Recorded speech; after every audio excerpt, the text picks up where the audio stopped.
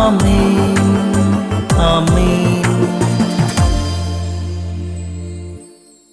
യേശുവിൻ്റെ ഏറ്റവും പ്രിയമുള്ള കുഞ്ഞെ, 1 സാമുവേൽ 16:22.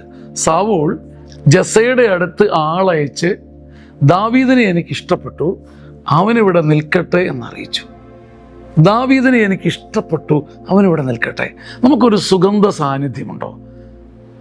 സൗളിനെ പോലൊരു രാജാവ് ജസ്സയുടെ അടുത്തേക്ക്, ദാവീദിൻ്റെ അപ്പൻ്റെ അടുത്തേക്ക് ആളയച്ചിട്ട് പറയുക, എനിക്ക് അവനെ ഇഷ്ടപ്പെട്ടു, അവൻ്റെ സാന്നിധ്യത്തിനൊരു മധുരമുണ്ട്, അവൻ്റെ സാന്നിധ്യത്തിനൊരു സുഗന്ധമുണ്ട്, അവൻ കൂടെ നിൽക്കുമ്പോൾ ഒരു ആശ്വാസമുണ്ട്, ഒരു അഭിഷേകമുണ്ട്. മഹാരാജാവിൻ്റെ പ്രഖ്യാപനമാണെന്ന് മറക്കല്ലേ. കുഞ്ഞ് ദാവീദിനെ കണ്ടപ്പം ജസ്സയുടെ അപ്പൻ്റെ അടുത്തേക്ക് ആളയച്ച് പറഞ്ഞു, അവനിവിടെ നിൽക്കട്ടെ, എൻ്റെ അടുത്ത് നിൽക്കട്ടെ എന്നറിയിച്ചു. നമുക്കൊരു സുഗന്ധ സാന്നിധ്യമാകാൻ പറ്റട്ടെ.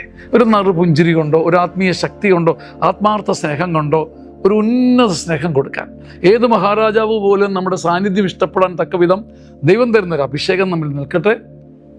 ഞങ്ങൾ ഒരുമിച്ച് നമുക്ക് വന്ദനം നേരുന്നു. ആമേൻ.